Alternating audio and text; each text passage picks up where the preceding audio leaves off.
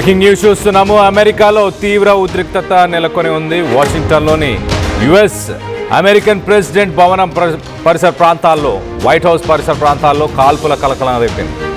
Trump లోపల ఉండగానే బయట కొంతమంది దుండగులు కాల్పులు చేశారు. ఏకంగా 20 నుంచి 30 రౌండ్లు ఫైరింగ్ చేసినట్టు తెలుస్తుంది. తిరిగి సీక్రెట్ సర్వీస్ అధికారులు తిరిగి కాల్పులు జరపడంతో మొత్తానికైతే అధికారులు జరిపిన ఆ కాల్పులలో దుండగుడు మృతి చెందాడు. మరొక వ్యక్తికి కూడా తీవ్ర గాయాలయ్యాయి. నిన్న సాయంత్రం 6 గంటల సమయంలో ఒక్కసారిగా సీక్రెట్ సర్వీసెస్ ఉన్న చెక్ పాయింట్, అంటే వైట్ హౌస్లోని ఒక చెక్ పాయింట్ వద్దకి ఒక వ్యక్తి వెపన్ తీసుకొని వచ్చి సడన్గా ఒకటేసారి 20 నుంచి 30 రౌండ్లు షూట్ చేయడం స్టార్ట్ చేసేసాడు. దాని తర్వాత సీక్రెట్ సర్వీసెస్కి సంబంధించిన ఆఫీసర్స్ ఇమీడియట్గా రెస్పాండ్ అవుతూ తనని మళ్ళీ రిటర్న్లో షూట్ చేయడం స్టార్ట్ చేశారు. మొత్తం మీద కొంత గాయపడిన తర్వాత ఆ వ్యక్తిని అక్కడి నుంచి హాస్పిటల్కి తరలించి తనకి వైద్య పరీక్షలు చేసే ప్రయత్నం చేస్తున్న సమయంలో చనిపోయినట్టు తెలుస్తుంది. ఈ దాడిలో మరొక వ్యక్తికి కూడా తీవ్ర గాయాలయ్యాయి. మరి ఆ వ్యక్తి సీక్రెట్ సర్వీసెస్కి సంబంధించిన అధికారియా, లేకపోతే తనతో పాటు వచ్చిన వ్యక్తా, లేకపోతే ఆ సమయంలో అక్కడ ఉన్న మరొక వ్యక్త? మొత్తం మీద అతని ఐడెంటిటీ ప్రస్తుతానికి రివీల్ అవ్వలే. సో ట్రంప్ మీద అటాక్ చేయడానికి వచ్చిన వ్యక్తి పేరు నాసిర్ బెస్ట్. అతని వయసు 21 సంవత్సరాలు. సీక్రెట్ సర్వీసెస్ అంటే వైట్ హౌస్ దగ్గర ట్రంప్ స్పెషల్ సెక్యూరిటీ కోసం వర్క్ చేసే వ్యక్తులు అని చెప్పొచ్చు. ఆ సీక్రెట్ సర్వీస్ లా ఎన్ఫోర్స్మెంట్తోని తాను గతంలో ఒక 2-3 సార్లు వాళ్ళని ఎదుర్కొన్నట్టు కూడా తెలుస్తుంది. గత సంవత్సరం జూన్ 2025లో అతను వైట్ హౌస్ ఎంట్రీ లేన్, అంటే వైట్ హౌస్కి వెళ్లాల్సిన ఒక ఎంట్రీ లేన్ని కూడా బ్లాక్ చేసి నేనే దేవుణ్ణి అంటూ కూడా చెప్పుకొచ్చే ప్రయత్నం చేశాడు. తర్వాత నేను ఒబామా బిన్ లాడన్ని మళ్ళీ బిన్ లాడన్గా పుట్టి వచ్చాను అంటూ అతను ఈ నసీర్ అనే వ్యక్తి సీక్రెట్ సర్వీసెస్తో గొడవ పడ్డాడు. సో అతని సీక్రెట్ సర్వీస్ వ్యక్తులు అప్పటికప్పుడు psychiatric institute of Washington for mental evaluation అని చెప్పేసి ఒక ఇవాల్యుయేషన్ సెంటర్కి పంపించారు. దాని తర్వాత జూలై 2025లో కూడా ఒక్కసారి ట్రంప్ ఇంటి దగ్గర ఎలాంటి పరిస్థితులు నెలకొని ఉన్నాయి, వైట్ హౌస్ దగ్గర జరిగిన దాడికి సంబంధించిన విజువల్స్ ఒక్కసారి చూసే ప్రయత్నం చేద్దాం.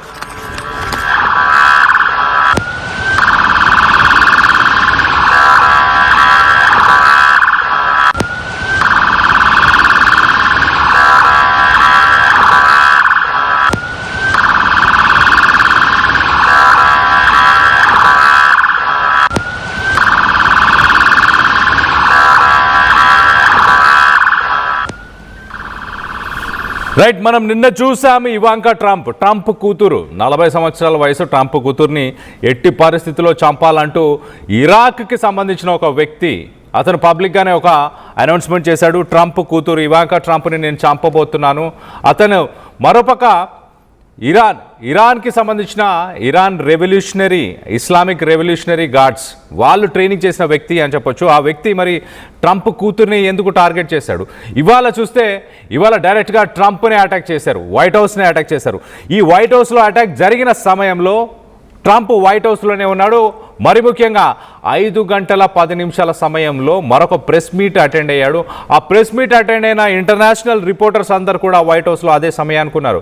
చాలామంది ఇంటర్నేషనల్ రిపోర్టర్స్ కూడా మాట్లాడుకొచ్చారు. ఆ సమయంలో షూటింగ్ జరిగినప్పుడు వాళ్ళు వెనక ఉన్న ఒక లాన్లో బయటికి వెళ్ళే ప్రయత్నం చేస్తున్న సమయంలో సీక్రెట్ సర్వీస్ ఆఫీషియల్స్ ఒక్కసారిగా వాళ్ళ దగ్గరికి పరిగెట్టుకుంటూ వచ్చి get down, open, shots fired అంటూ, అంటే షూటింగ్ జరుగుతుంది, కిందికి దిగండి, కింద పడుకోండి, ఫ్లోర్ మీద పడుకోండి అంటూ వాళ్ళని కిందికి బెండ్ చేసే ప్రయత్నం చేస్తారు. అక్కడ నుంచి ఇమీడియట్గా వాళ్ళందరినీ కూడా సెక్యూరిటీకి తీసుకెళ్లే ప్రయత్నం చేశారు. వైట్ హౌస్లోనే మళ్ళీ ప్రెస్ రూమ్కి తీసుకెళ్లి వాళ్ళందరినీ అక్కడ సేఫ్గా కొంతసేపు ఉంచడం జరిగింది. దాని తర్వాత వైట్ హౌస్ ఆపరేషన్స్ మొత్తాన్ని కూడా ఒక 40 మినిట్స్ వాటిని బ్లాక్ చేశారు. ఎగ్జాక్ట్లీ కింద మనము ఆరెంజ్ కలర్ ఇవాంకా ట్రంప్ కింద మనం చూడొచ్చు ఒక న్యూస్ ప్రెజెంటర్ ఉంది. ఆమె మాట్లాడుతున్న సమయంలో ఒక్కసారి షూటింగ్స్ అవ్వడంతో ఆమె దాక్కోవడం కింద ఒక్కసారిగా కింద ఫ్లోర్ పైన ఆమె పడుకునే ప్రయత్నం చేయడం, దానికి సంబంధించిన విజువల్స్ని మనం చూస్తున్నాం. సో నిన్న ఇదే సీన్ జరుగుతుండే. నిన్న అప్పుడే ఒక ప్రెస్ మీట్ జరిగింది. ప్రెస్ మీట్ జరిగిన తర్వాత అందరూ తమ తమ మీడియా ఛానల్స్తో మాట్లాడుతున్న సమయం, రిపోర్ట్ చేస్తున్న సమయం, ట్రంప్ ఏం మాట్లాడాడు, ఏం మెసేజ్ ఇచ్చాడు అని వాళ్ళు చెప్తున్న సమయానికే ఈ షూటింగ్స్ జరగడం. ఒక్కసారిగా అక్కడ ఉన్న ఇంటర్నేషనల్ రిపోర్టర్స్ అందరూ కూడా ఉలిక్కిపడ్డారు. మనం చూడొచ్చు విజువల్లో. ఆమె చూడండి మాట్లాడుతుంది. సడన్గా షూటింగ్ జరగగానే షార్ట్స్ ఫైర్డ్ అంటే ఒక్కసారిగా అక్కడ గన్ ఫైరింగ్ జరిగింది అని అర్థం అవ్వగానే ఆమె వెంటనే ఒక్కసారి ఆమె లైవ్లో మాట్లాడే సమయంలో ఏం జరిగిందో ఒక్కసారి చూసే ప్రయత్నం చేద్దాం. అక్కడ సిచ్యువేషన్ కూడా అర్థం చేసుకునే ప్రయత్నం చేద్దాం. That President Trump has said a deal is close, only for the two sides to remain far apart.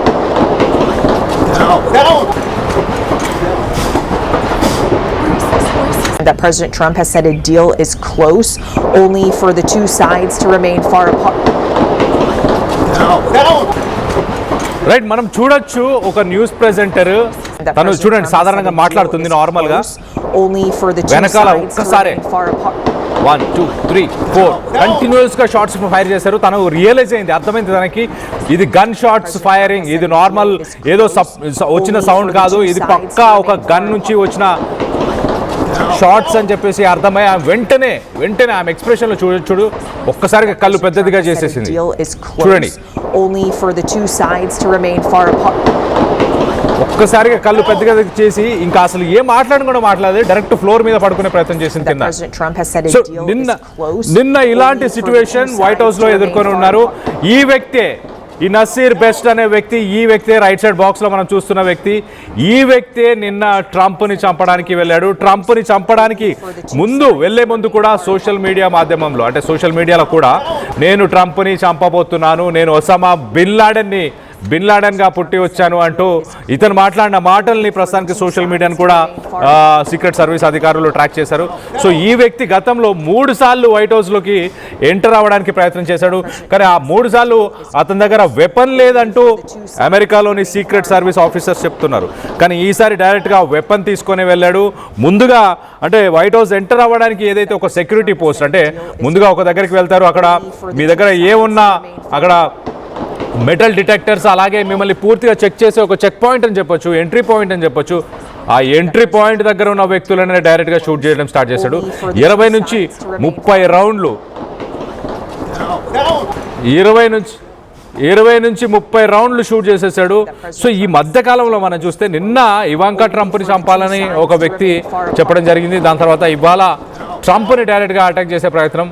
ఒక నెల కింద కూడా మనం చూస్తే కనుక ఒక 1 మంత్ బ్యాక్ కూడా ట్రంప్ని చంపే ప్రయత్నం చేశారు. సో మొత్తం మీద ట్రంప్ మీద నెగటివిటీ అమెరికాలో ఉన్న ప్రజల్లో వస్తుంది. అలాగే ఇరాన్కి సంబంధించిన ప్రజలు కావచ్చు, ఇరాక్కి సంబంధించిన ప్రజలు కావచ్చు, అమెరికాలో ఎవరైతే ఇమిగ్రెంట్స్ ఉన్నారో ఆఫ్ఘనిస్తాన్ ఇమిగ్రెంట్స్ కూడా లాస్ట్ ఇయర్ మనం చూస్తే ఆఫ్ఘనిస్తాన్ ఇమిగ్రెంట్స్ కూడా ట్రంప్ని చంపడానికి ప్రయత్నం చేశారు, ట్రంప్ని చంపుతామని కూడా డిక్లేర్ చేశారు. సో మొత్తం మీద ట్రంప్ మీద నెగటివిటీ పూర్తిగా పెరుగుతుంది. మిడ్ టర్మ్ ఎలక్షన్స్కి వెళ్ళక ముందే అతని పైన 64% ప్రజల్లో నెగటివిటీ ఉన్నట్టు తెలుస్తుంది. తన పరిపాలన సరిగ్గా లేదంటూ కూడా వాళ్ళందరూ భావిస్తున్నారు.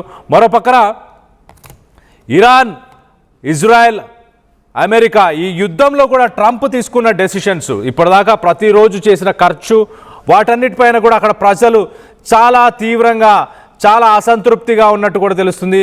ఇదంతా వాటికే నిదర్శనం. ఖచ్చితంగా డైరెక్ట్ ట్రంప్నే టార్గెట్ చేస్తూ అటాక్ చేసే ప్రయత్నం ఈ వ్యక్తి 3 సార్లు వైట్ హౌస్కి వెళ్ళే ప్రయత్నం చేశాడు. దాని తర్వాత ఈసారి సక్సెస్ఫుల్గా ఒక వెపన్ని తీసుకొని వెళ్ళే ప్రయత్నం చేశాడు. దానికి సంబంధించిన విజువల్స్ని మనం కింద చూడొచ్చు రైట్ సైడ్ బాక్స్లో.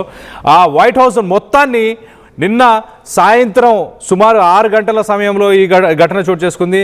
అంటే అర్ధరాత్రి సమయం, ఇక్కడ ఇండియాలో అర్ధరాత్రి సమయం చెప్పొచ్చు, ఆ సమయంలో ఈ ఘటన చోటు చేసుకుంది. అప్పుడు ఒక్కసారిగా ఈ షూటింగ్ ఫైరింగ్స్ అవ్వంగానే అక్కడ ఉన్న రిపోర్టర్స్ అందరు కూడా ఒక్కసారిగా షాక్కు గురయ్యారు. వారందరినీ సీక్రెట్ సర్వీస్ ఆఫీసర్స్ కొంత సెక్యూరిటీకి తీసుకెళ్లి సేఫ్టీలో ఉంచే ప్రయత్నం చేశారు. మరోపక్కన ఒక 40 నిమిషాల పాటు వైట్ హౌస్ మొత్తాన్ని లాక్డౌన్లో విధించారు. అంటే ఎటువంటి కదలికలు లేకుండా వైట్ హౌస్ మొత్తాన్ని షట్ డౌన్ చేశారు.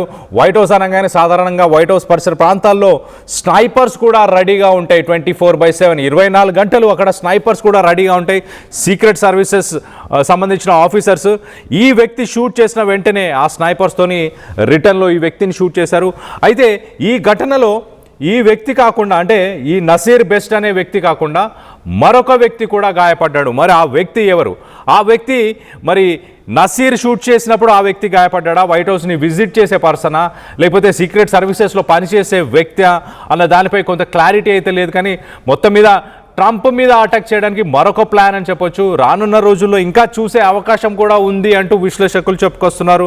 మరి ట్రంప్పై హత్యాయత్నానికి ప్రయత్నించింది ఎవరు? దీని వెనక ఇరాన్ హస్తమేమైనా ఉందా అనే కోణంలో ప్రస్తుతానికి దర్యాప్తు చేస్తున్నారు. మరోపక్కన ఇవాంకా ట్రంప్ని చంపుతామంటూ ఐఆర్జీసీ ఒక వార్నింగ్ ఇచ్చింది. ట్రంప్ని కాకుండా ట్రంప్ కూతుర్ని ఎందుకు టార్గెట్ చేస్తున్నారు?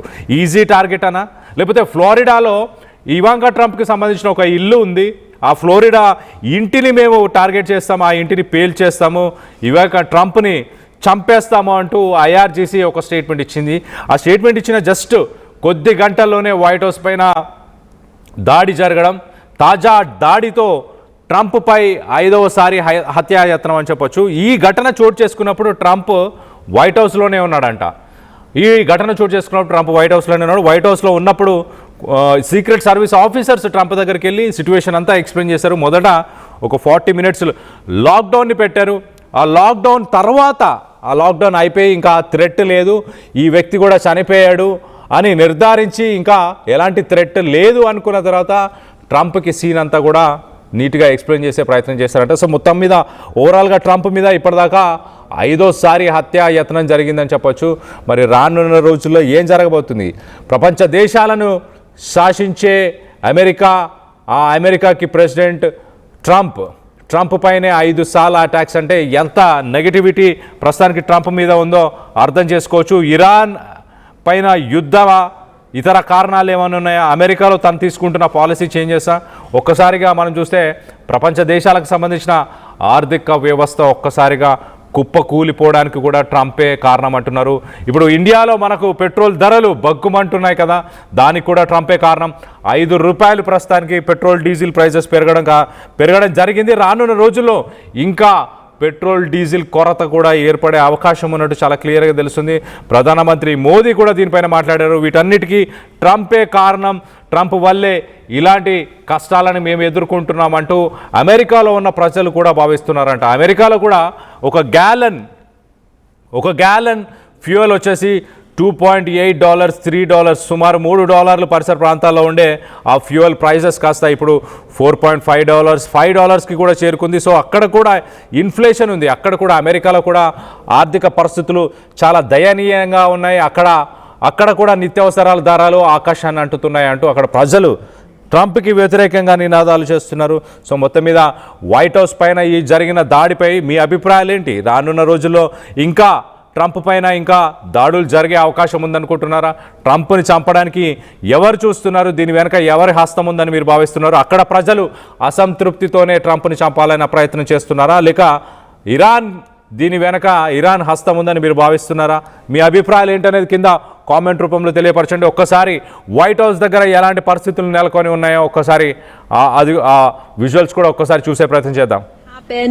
And so we're trying to get more information, but we do know that the Secret Service as well as the FBI, they are coordinating with DC police here as they continue to get more. That President Trump has said a deal is close, only for the two sides to remain far apart.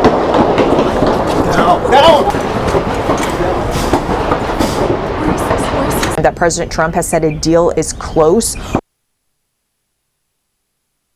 Hey, Sydney, I'm going to remain off camera here because as you can see, there are, as we've been reporting, DC police are responding to gunshots that were heard outside the White House today. The White House has been placed on lockdown according to multiple reports. Those reports of gunshots started just around 6 p.m. So we also just are trying to get more information, but we just know that multiple gunshots were heard outside of the White House. People here standing by. They have been coming to us asking what happened, and so we're trying to get more